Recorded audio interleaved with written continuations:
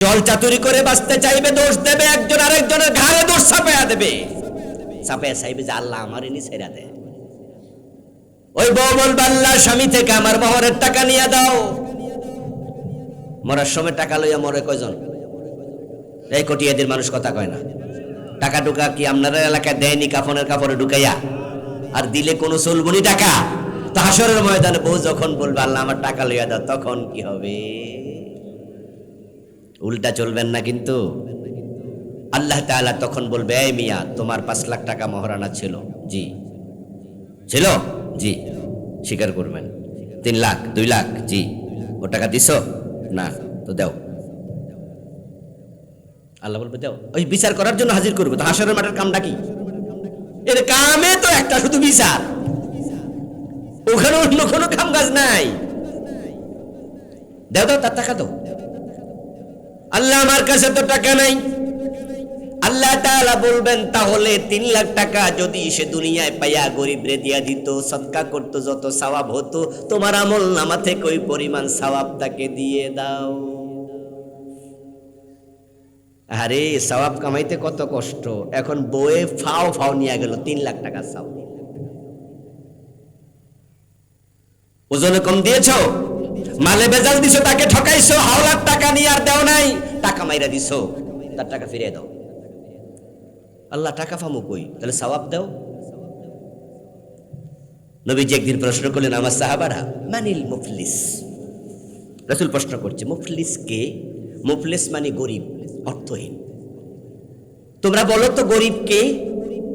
তো উপস্থিত সাহাবারা বললেন ইয়া রাসূলুল্লাহ যার টাকা পয়সা নাই সে গরিব। নবীজি বলে আমি এটা বলিনি, আমি প্রশ্ন করছি আখিরাতের কথা, হাসরের ময়দানে গরিব কে? তো সাহাবারা বলো হুজুর হাসরের ময়দানের খবর তো আর আমরা জানি না, এটা আপনি না জানেন, আপনার উপর ওহী নাজিল হয়।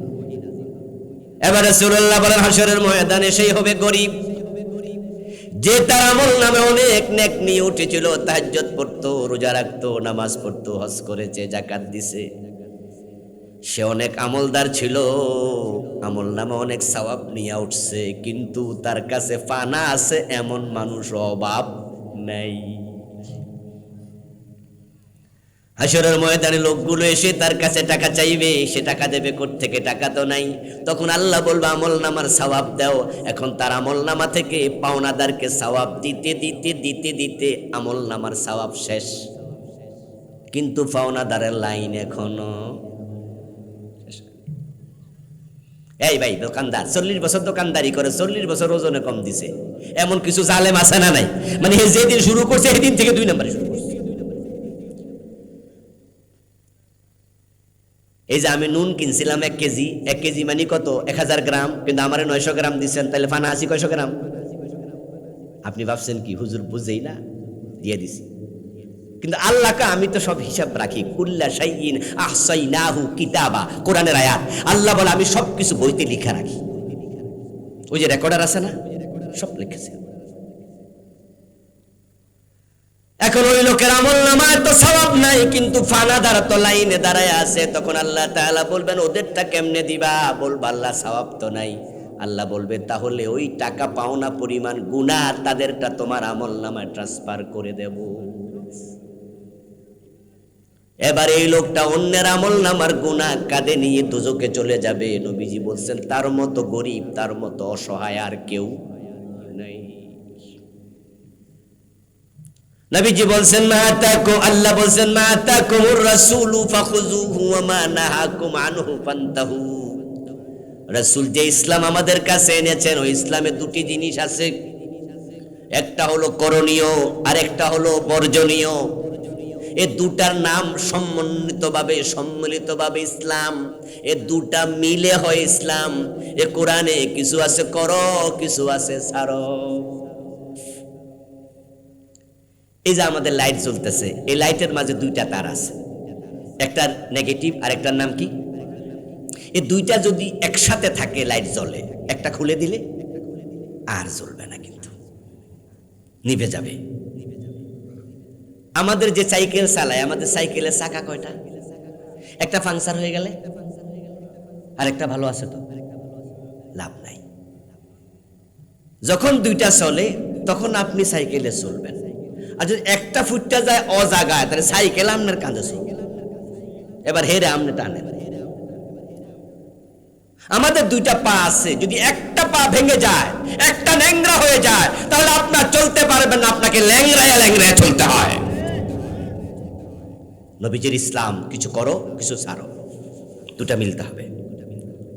এখন কি কি করো আমরা এগুলো অনেকে জানি আলহামদুলিল্লাহ। যেমন 1 নাম্বার ঈমান, 2 নাম্বার সালাত, 3 নাম্বার যাকাত। বুনিয়াল ইসলামু আলা খামস, ইসলাম 5টা খুঁটির উপর দাঁড়ায় আছে। এখন আপনারা যারা আমার সামনে আছেন, আপনি নিজে কিভাবে বুঝবেন আপনি মুমিন? কেমনে বোঝা যায় ঈমান যে আছে? আবার কালেমা যদি মুখে কেউ পড়ে সে তো মুমিন নয়। কালেমা পড়ার কিছু সিস্টেম আছে, সিস্টেম না মেনে কালেমা পড়লে মুমিন হওয়া যায় না। গিরিশচন্দ্র সেন সিস্টেম মানে নাই, কিন্তু কোরআনের অনুবাদ করার সময় সেও কালেমা পড়েছে, তবে মুমিন হয় নাই। যে কোরআনের যখন গিরিশচন্দ্র সেন অনুবাদ করে তখন কি লা ইলাহা ইল্লাল্লাহ কালেমা পড়ছে না, লিখছে না? কি লাভ? পড়লে আর লিখলে মুমিন হওয়া যায় না। মুমিন হওয়ার জন্য কালেমা সিস্টেম মতো পড়া লাগে। এখন কোন সিস্টেমে কালেমা পড়লে মুমিন হয়? এটা বাংলাদেশের অনেক আলেম ওলামা, আমরা নিজেরাও বলি না, জানি না অনেকে, আর পাবলিকের অবস্থা তো আরো খারাপ। আমরা ভাবছি লা ইলাহা ইল্লাল্লাহ পড়ছি তো মুমিন। তো লা ইলাহা ইল্লাল্লাহ পড়লে যদি মুমিন হন, তো আব্দুল্লাহ ইবনে উবাই মুমিন হইল না কেন? সে তো এটা পড়ছে। গিরিশচন্দ্র সেন মুমিন হইল না কেন?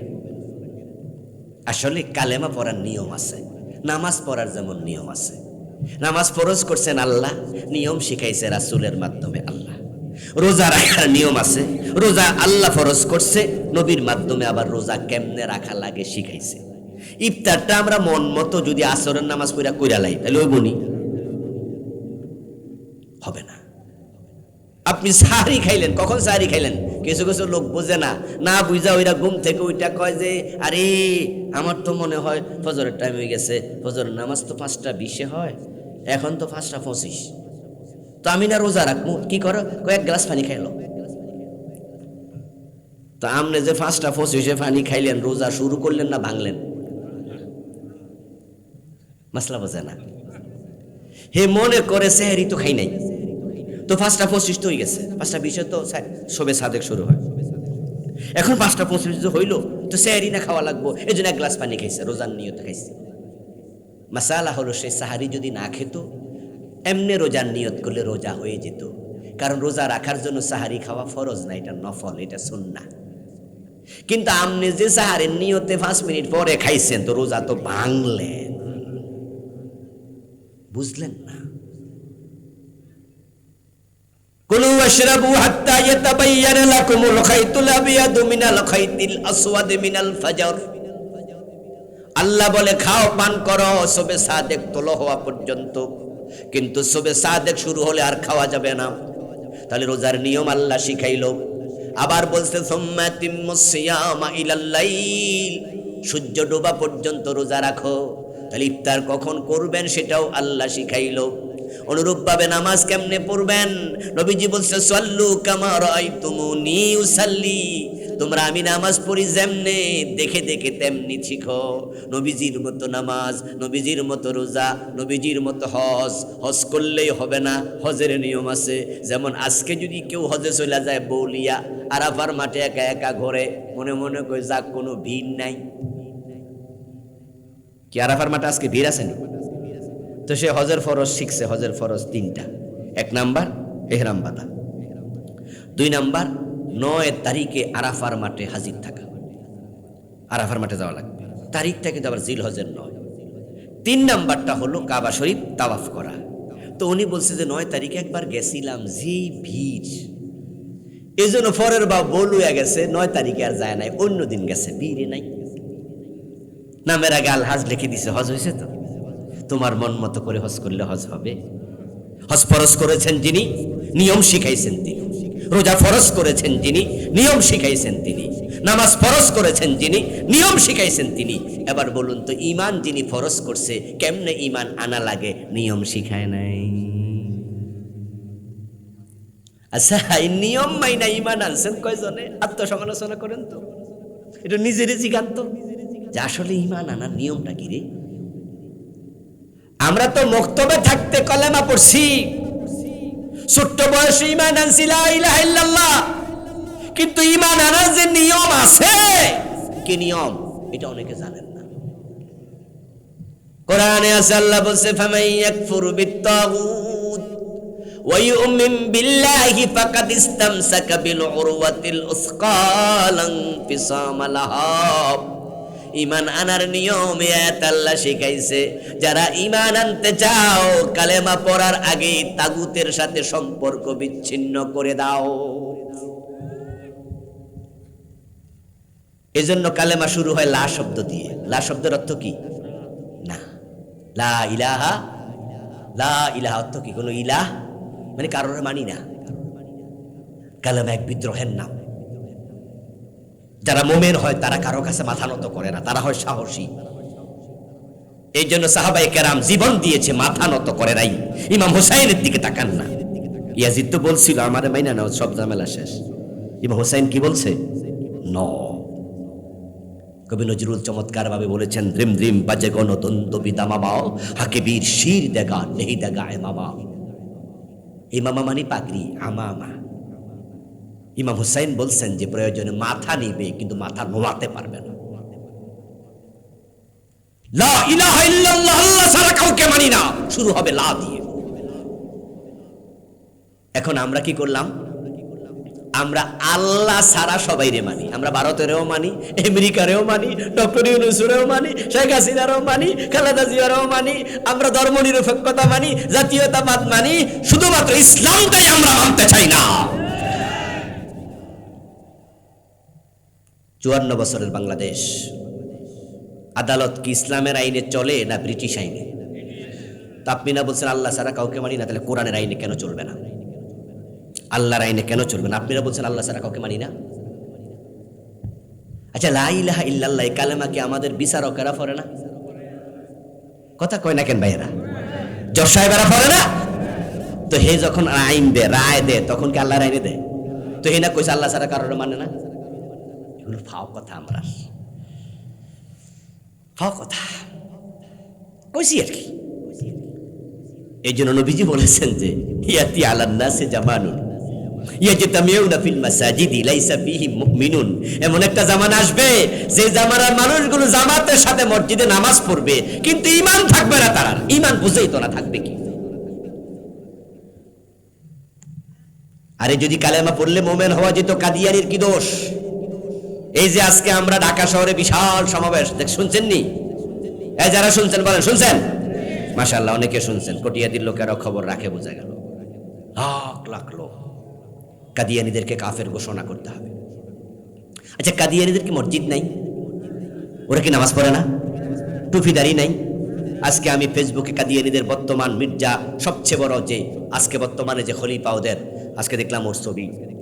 আমার সে দাড়ি বড়, এটা কোট ফরা, খুব সুন্দর, মাথায় টুপি, এত লম্বা দাড়ি, সাদা দাড়ি, মুরব্বী মানুষ, গাল সাপ, পুরা ভরা দাড়ি, দেখতে মনে হয় আল্লাহর ওলি।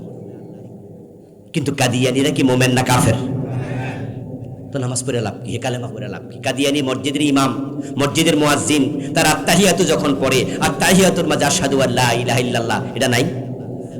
তো আশহাদু আল্লা ইলাহা ইল্লাল্লাহ কইছে, লাভটা কি হলো? কোরআন আমি আল্লাহ ছাড়া কারোর মানি না।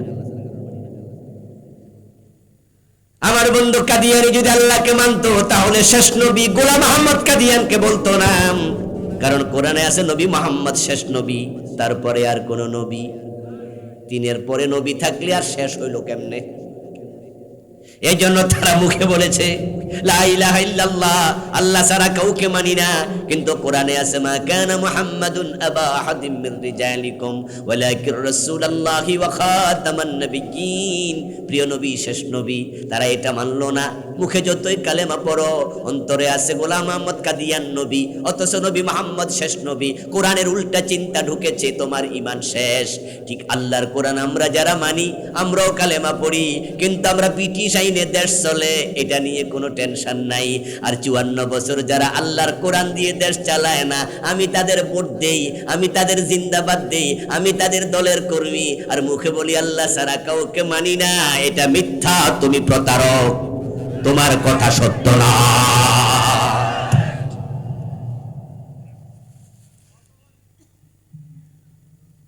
তাই ঈমান আনার জন্য আল্লাহর শিখানো পন্থা হলো ফামান ইয়াকফুর বিত্তাগুত, যে কুফরি করলো তাগুতের সাথে, তাগুতকে অস্বীকার করবে, বলবে আমি তাগুত মানি না, ওয়া ইউমিন বিল্লাহ, এবার বলবে শুধু একজনকে মানি, তিনি কে? আগে তাগুতকে সরাও, তারপর ঈমান আনো। এই যে আমার সামনে বোতল আছে, এই বোতলে যদি এখন আমি দুধ ভরতে চাই, তাহলে কি পানিটা ভিতরে থাকা উচিত? যদি আমি এখানে মধু ভর্তি করতে চাই, তাহলে কি পানিটা রেখে মধু ভর্তি করা উচিত? আমি যদি এক বোতল দুধ এখান থেকে নিতে চাই, কিনে নিতে চাই, তাহলে আমার পানিটা ফেলে দুধটা নেওয়া উচিত। আমি এক বোতল মধু নিতে চাই, পানিটা ফেলে মধুটা নেওয়া উচিত। তা আপনি যখন ঈমান নিতে চাইবেন, আপনার কলবটাকে কুফরি থেকে মুক্ত করা উচিত। আপনাকে কোন মানুষের প্রতি বিশ্বাস রাখা যাবে না, রাখা যাবে না কারো তন্ত্রের প্রতি, মন্ত্রের প্রতি, কোন আইনের প্রতি। শুধু বিশ্বাস হবে একজনের উপর, আওয়াজ দিয়ে বলুন তিনি কে? তাহলে আপনি মুমিন। তাহলে মা আতাকুমুর রাসূলু ফাখুযুহু, নবী জানিয়ে আসছে এক নাম্বার ঈমান। দ্বিতীয়টা হচ্ছে সালাত, নামাজ, নামাজ, নামাজ। এখন যে ঈমান আনলো তাকে নামাজ পড়িতেই হবে। মুমিনের জন্য নামাজ পরিত্যাগ করা যাবে না, হারাম, হারাম, হারাম। বেঁচে আছো যতদিন নামাজ পড়বে ততদিন। এটা এত শক্ত ইবাদতের নাম যে আপনি অসুস্থ হন, যাই হন, আপনার নিঃশ্বাস যদি থাকে, হুঁশ যদি থাকে, মাসালা শুনুন, একটা স্লোগানের মাধ্যমে মাসালা শিখাই। স্লোগানটা হচ্ছে হুঁশ আসে যতক্ষণ, নামাজ ফরজ ততক্ষণ। হুঁশ নাই, নামাজ মাফ, মাফ। আমাদের কাছে মাঝে মাঝে বিভিন্ন ফতুয়ার জন্য লোকজন যায়, বলে হুজুর আমার আব্বা নামাজি মানুষ ছিল, কিন্তু উনি মরা 2-3 দিন আগ থেকে একবারে সেন্সলেস ছিলেন, ওই 3 দিন তার নামাজ হয়নি, এখন আমরা কি করতে পারি? আমরা তখন কিছু প্রশ্ন জিজ্ঞাসা করি। সেন্সলেস বলতে কি তার নড়াচড়া ছিল এরকম? বলে না হুজুর, নড়াচড়াও ছিল না, বুঝি একবারে পুরা শুয়ে রয়েছে, তবে নিঃশ্বাস, বুঝতেন না, কিছু কথাও বলতেন না। তা আমরা এগুলা শিওর হয়ে বলি, যদি হুঁশ না থাকে নামাজ মাফ, তার জন্য কিচ্ছু দিতে হবে না, জরিমানা নাই। কিন্তু যদি তার হুঁশ থাকে, তাহলে তার জন্য আপনাদের দায়িত্ব তাকে সময় মতো ওযু করানো, সময় মতো নামাজের কথা বলে দেয়া। আইসিইউর ভিতরে হলেও নামাজ ফরজ। কি বিধান, কি শক্ত বিধান! হুঁশ যদি থাকে মাফ নাই। আপনি দাঁড়াতে পারেন না, ইসলাম বলে বসে পড়ো। কই বসতে পারি না, কই শুয়ে শুয়ে পড়ো। দেখেন বিধান, দেখেন সাল্লি কায়েমা ফাইন লাম তাস্তাতি ফাকায়দা ইল্লা আলা জাতবিন, নবীজির হাদিস। নামাজ দাঁড়িয়ে পড়ো, ফরজ নামাজ দাঁড়িয়ে পড়া ফরজ। দাঁড়িয়ে থাকতে পারি না, অসুস্থ, তাহলে বসে বসে পড়ো। বসে থাকতে পারি না, নবীজিকে শুয়ে শুয়ে পড়ো। শুয়ে নড়াচড়া করতে পারেন না, আইসিইউর ভিতরে আছেন, মাসালা হলো, তাহলে আপনাকে বলা হবে ইশারায় পড়ো, মাথাটা একটু হালকা নাড়ো।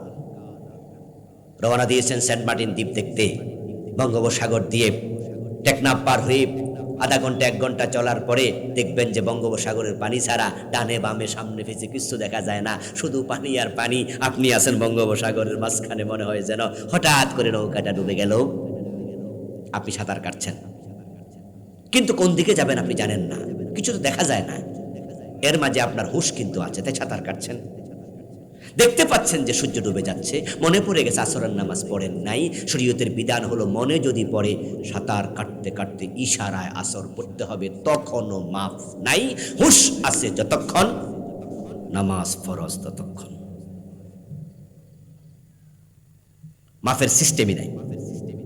হ্যাঁ, নামাজ কাজার সিস্টেম আছে 3 কারণে, সেটা একটু পরে বলতেছি। মাফের সিস্টেম নাই। কোন নারীর প্রসব বেদনা শুরু হলো, বাচ্চা হবে, মায়েদের বাচ্চা হওয়ার কষ্ট যে কত আমরা বাবারা এটা জানি না। তবে চিকিৎসা বিজ্ঞান বলেছে, কারো যদি একসাথে 20টা হাড্ডি ভেঙে যায়, তাহলে তার ব্যথার যে পরিমাপ হবে এটাকে বলা হয় 45 ডেল, 45 ইউনিট। কয়টা হাড্ডি ভাঙলে? ওয়াজ বাড়িতে নেবেন না তো বলেন কয়টা? 20টা হাড্ডি একসাথে ভেঙে গেলে ওরে বাবারে বাবা, একটা গুতা লাগলে তো আমরা লাভ দিয়ে উঠি, আর ভাঙলে তো খবরই আছে। তাও একটা দুইটা না, 20টা। আমার লিখা বই আছে, পরিবারের উপর লিখে 4টা বই আছে, তার মাঝে পরিবারের উপর আলাদা একটা লেখা বই আছে। ওখানে মায়ের অধ্যায় লিখতে গিয়ে আমি 2জন বড় বড় গবেষকের উদ্ধৃতি দিয়ে লিখেছি, এটা আমার কথা নয়। 20টা হাড্ডি একসাথে ভেঙে গেলে যে পরিমাণ ব্যথা, সেটা হচ্ছে 45 ইউনিট। আর মা সন্তান প্রসব করার সময় যে ব্যথা ভোগ করে, সেটা হচ্ছে 57 ইউনিট।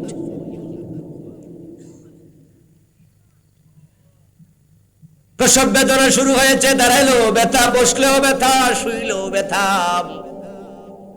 কিন্তু মায়ের এখনো নেফাসের পানি ভাঙে নাই, রক্ত ভাঙে নাই।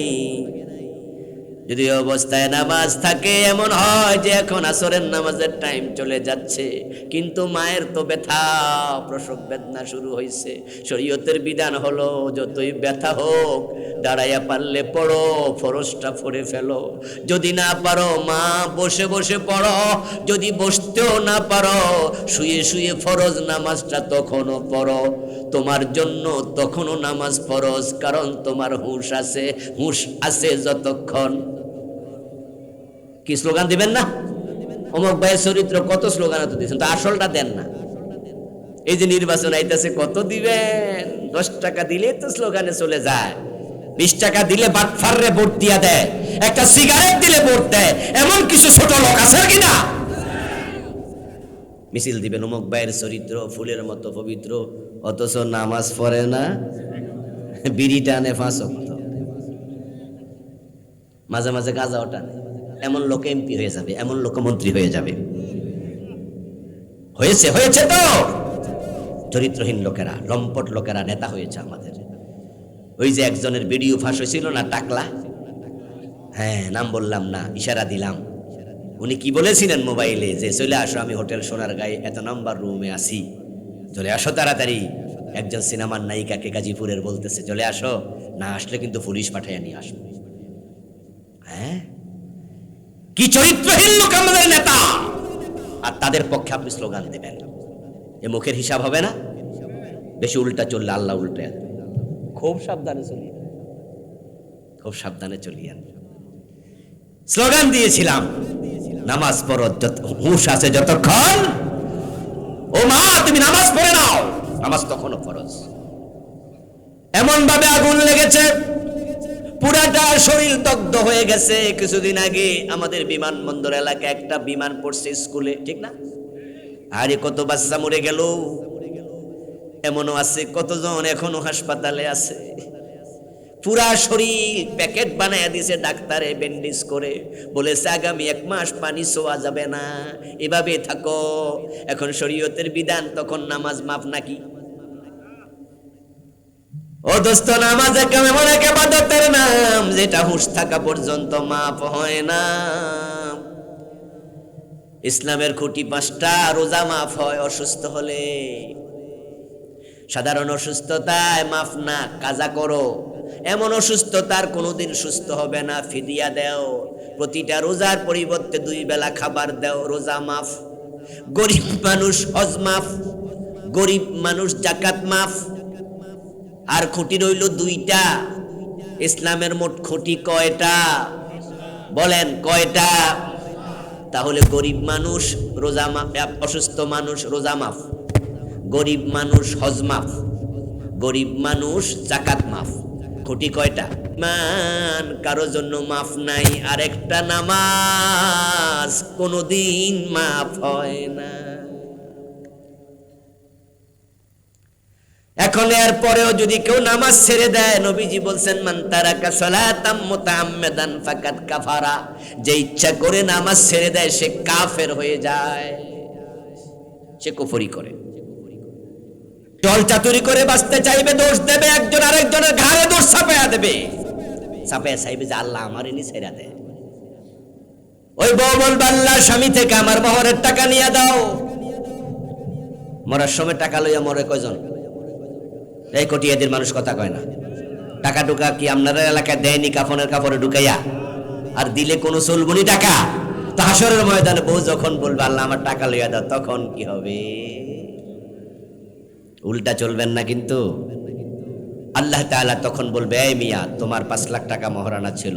জি ছিল। জি, স্বীকার করবেন। 3 লাখ 2 লাখ? জি। ও টাকা দিছো? না। তো দাও। আল্লাহ বলবে দাও। ওই বিচার করার জন্য হাজির করবে। তো হাসরের মাঠের কামটা কি? এর কামে তো একটা, শুধু বিচার। ওখানে অন্য কোনো কাম কাজ নাই। দাও দাও, তার টাকা দাও। আল্লাহ আমার কাছে তো টাকা নাই। আল্লাহ তাআলা বলবেন তাহলে 3 লাখ টাকা যদি সে দুনিয়ায় পাইয়া গরিবরে দিয়া দিত, সদকা করতো, যত সওয়াব হতো তোমার আমল নামা থেকে ওই পরিমাণ সওয়াব তাকে দিয়ে দাও। আরে সওয়াব কামাইতে কত কষ্ট। এখন বয়ে ফাও ফাও নিয়ে গেল 3 লাখ টাকা সওয়াব। ওজনে কম দিয়েছো, মালে বেজাল দিছো, তাকে ঠকাইছো, হাওলার টাকা নিয়ে আর দাও নাই, টাকা মাইরা দিছো, তার টাকা ফিরিয়ে দাও। আল্লাহ টাকা ফামু কই? তাহলে সওয়াব দাও। নবীজি একদিন প্রশ্ন করলেন আমার সাহাবারা, মানিল মুফলিস? রাসূল প্রশ্ন করছে মুফলিস কে? মুফলিস মানে গরিব, অর্থহীন। তোমরা বলো তো গরিব কে? তো উপস্থিত সাহাবারা বললেন ইয়া রাসূলুল্লাহ, যার টাকা পয়সা নাই সে গরিব। নবীজি বলে আমি এটা বলিনি, আমি প্রশ্ন করছি আখিরাতের কথা, হাসরের ময়দানে গরিব কে? তো সাহাবারা বলো হুজুর হাসরের ময়দানের খবর তো আর আমরা জানি না, এটা আপনি না জানেন, আপনার উপর ওহী নাজিল হয়। এবারে রাসূলুল্লাহ বলেন হাসরের ময়দানে সেই হবে গরিব যে তার আমল নামে অনেক নেক নিয়ে উঠেছিল, তাহাজ্জুদ পড়তো, রোজা রাখতো, নামাজ পড়তো, হজ করেছে, যাকাত দিছে, সে অনেক আমলদার ছিল, আমল নামে অনেক সওয়াব নিয়ে উঠছে, কিন্তু তার কাছে ফানা আছে এমন মানুষ অভাব নাই। হাসরের ময়দানে লোকগুলো এসে তার কাছে টাকা চাইবে, সে টাকা দেবে কোত্থেকে? টাকা তো নাই। তখন আল্লাহ বলবে আমল নামার সওয়াব দাও। এখন তার আমল নামা থেকে পাওনাদারকে সওয়াব দিতে দিতে দিতে দিতে আমল নামার সওয়াব শেষ, কিন্তু পাওনাদারের লাইন এখনো। এই ভাই দোকানদার 40 বছর দোকানদারি করে, 40 বছর ওজনে কম দিছে, এমন কিছু জালেম আছে না নাই? মানে যেদিন শুরু করছে সেদিন থেকে 2 নম্বরে শুরু করছে। এই যে আমি নুন কিনছিলাম 1 কেজি, 1 কেজি মানে কত? 1000 গ্রাম, কিন্তু আমারে 900 গ্রাম দিচ্ছেন, তাহলে ফানা আছি কয়শো গ্রাম? আপনি ভাবছেন কি হুজুর বুঝেই না, দিয়ে দিছি। কিন্তু আল্লাহকে আমি তো সব হিসাব রাখি, কুল্লা শাইইন আহসাইনাহু কিতাবা, কোরআনের আয়াত। আল্লাহ বলে আমি সবকিছু বইতে লিখা রাখি, ওই যে রেকর্ডার আছে না, সব লিখেছে। এখন ওই লোকের আমল নামায় তো সওয়াব নাই, কিন্তু ফানাদার তো লাইনে দাঁড়ায় আছে। তখন আল্লাহ তাআলা বলবেন ওদেরটা কেমনে দিবা? বলবা আল্লাহ সওয়াব তো নাই। আল্লাহ বলবে তাহলে ওই টাকা পাওনা পরিমাণ গুনাহ তাদেরটা তোমার আমল নামায় ট্রান্সফার করে দেব। এবার এই লোকটা অন্যের আমল নামার গুনাহ কাঁধে নিয়ে দোজখে চলে যাবে। নবীজি বলছেন তার মতো গরিব, তার মতো অসহায় আর কেউ নাই। নবীজি বলছেন মা আতাকুম, আল্লাহ বলছেন মা আতাকুমুর রাসূলু ফাখুযুহু ওয়া মা নাহাকুম আনহু ফান্তাহু। রাসূল যে ইসলাম আমাদের কাছে এনেছেন, ওই ইসলামে 2টি জিনিস আছে, একটা হলো করণীয় আর একটা হলো বর্জনীয়। এই দুটার নাম সম্মিলিতভাবে ইসলাম। এই দুটা মিলে হয় ইসলাম। এ কোরআনে কিছু আছে করো, কিছু আছে ছাড়ো। এই যে আমাদের লাইট জ্বলতেছে, এই লাইটের মাঝে 2টা তার আছে, একটা নেগেটিভ আর একটার নাম কি? এই 2টা যদি একসাথে থাকে লাইট জ্বলে, একটা খুলে দিলে আর জ্বলবে না, কিন্তু নিভে যাবে। আমাদের যে সাইকেল চালায়, আমাদের সাইকেলের চাকা কয়টা? একটা পাংচার হয়ে গেলে আর একটা ভালো আছে তো লাভ নাই। যখন 2টা চলে তখন আপনি সাইকেলে চলবেন, আর যদি একটা ফুটটা যায় অজাগায়, তাহলে সাইকেল আপনার কাঁধে চলবে। এবার হেরে আপনি টানেন। আমাদের 2টা পা আছে, যদি একটা পা ভেঙে যায়, একটা ল্যাংড়া হয়ে যায়, তাহলে আপনার চলতে পারবেন না, আপনাকে ল্যাংড়ায় ল্যাংড়ায় চলতে হয়। নবীজির ইসলাম কিছু করো, কিছু ছাড়ো। দুটা মিলতে হবে।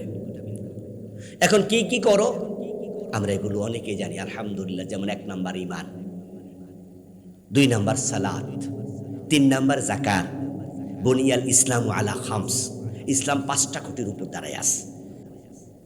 এখন আপনারা যারা আমার সামনে আছেন, আপনি নিজে কিভাবে বুঝবেন আপনি মুমিন? কেমনে বোঝা যায় ঈমান যে আছে? আবার কালেমা যদি মুখে কেউ পড়ে সে তো মুমিন নয়। কালেমা পড়ার কিছু সিস্টেম আছে, সিস্টেম না মেনে কালেমা পড়লে মুমিন হওয়া যায় না। গিরিশচন্দ্র সেন সিস্টেম মানে নাই, কিন্তু কোরআনের অনুবাদ করার সময় সেও কালেমা পড়েছে, তবে মুমিন হয় নাই। যে কোরআনের যখন গিরিশচন্দ্র সেন অনুবাদ করে তখন কি লা ইলাহা ইল্লাল্লাহ কালেমা পড়ছে না, লিখছে না? কি লাভ? পড়লে আর লিখলে মুমিন হওয়া যায় না। মুমিন হওয়ার জন্য কালেমা সিস্টেম মতো পড়া লাগে। এখন কোন সিস্টেমে কালেমা পড়লে মুমিন হয়?